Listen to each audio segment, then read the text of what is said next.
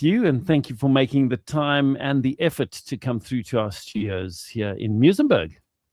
Good morning to you and also to the listeners. Now, my job is twofold. One is to educate, and if you listen carefully, when you get to work, you can speak around the coffee machine and also sound a lot more clever than you normally are. But it gives you kudu points that helps. And the persons that I want to talk about today, I want to start off with central bank, and I want to talk about commercial bank, and I want to talk about the cost of debt. Now, when you say central bank, you refer to the South African Reserve Bank, That's right? right. They're right. They are the central bank of the country, Okay. but we know them as the Reserve Bank. Yes. And do they have all the gold bars in their basement? No, they don't have it there. It is there, but not in that building. It's in a different building. That'll be the mint. Oh, That will keep the gold. They keep the gold. Yes. Interesting. And that is really a good place to visit if you know how to get the gold out there right now. That kind of price where it was Yo. $35 an ounce to now thousands of dollars per ounce. It's incredible, It is hey? an excellent buy. Does that mean, just jumping off topic quickly, Nico, does that mean that we as South Africa are actually in a good space to pay off our massive international debt because we've got gold in our soil? No, it means we have more or less taken most of the gold that is easily available. Out of Now there, we've got to right. go very deep. So what we now do is we buy gold mines in the countries around us where you can still get to gold. I see. Okay. But this government knows how to spend money. Oh, yeah, So true. that doesn't mean we're rich. True story. It means The the riches are politicians. there and it's gone before we Yes, even exactly. get to enjoy it. Sure. Okay, but back to the topic on hand. Okay, once or 4 times a year, the Reserve Bank meets. And they have long discussions which are technical, and I'm not going to bore you with what they look at. But at the end of it, they announce what the repo rate will be. And they will either make the repo rate more expensive or they will make the repo rate lower. So that's what they're announcing. And the repo rate meaning the repossession. No, that's Cost. the rate at which the commercial banks will pay them for money that the commercial banks need from them. Oh, okay. So they're the only ones who really listen to that bit Okay. and do that Makes analysis. sense, yeah. So now the commercial banks know what it's going to cost them when they go to the central bank and say, I need money. Now they borrow and lend and do that every single evening. They've got Okay. to settle their debts at night. Oh, really? Their So- debts with the central bank. That's right. Okay. Because they're always going to run out of cash. Okay. So they're going to go there and they're going to say, I need 200 million today. Mm.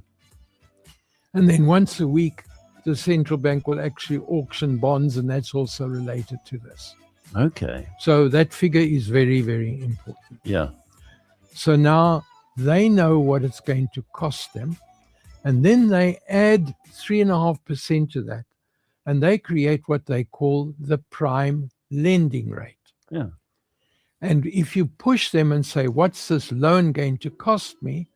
They will say it's prime -1 or prime +1 or prime +2. And is that percentage or is That's that like plus percentage. Okay.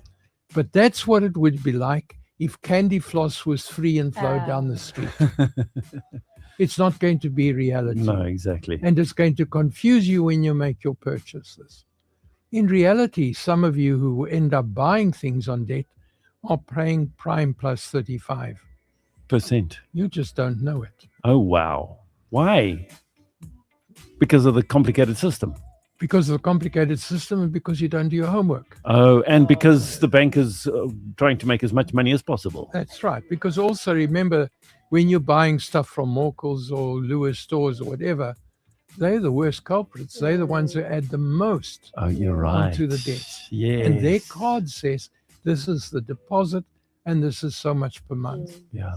They don't total that up and say, of the price, you're paying 40% just the interest. They forget to tell you that. Yeah. Yeah. So now they're at Davos and the government is trying to impress big business, Okay. international business. and they want international business to bring capital into the country. Now, what they are saying to international business is we're going to make the system clearer, that everybody knows where they are, and that will benefit the economy. And that's what big business wants to hear. So this is the platform that you use when you want to influence international capital, because we need massive injections of international capital. Yeah. So that is now announced. And in fact, if you were writing your student exam, post-matric, obviously university level, in mercantile law, you would have had a question around the themes of what I'm talking about today. Okay. To see how many people actually understand it. And if you were writing that same exam for farmers, that is even more important. You would have had that question appear. Oh, wow. And if you used what I told you today, you would have got about 40%. Okay. You would need to get more in-depth understanding of the topic to get a higher mark. But it is actually important, this theme. So now what happens, or what is likely to happen in future?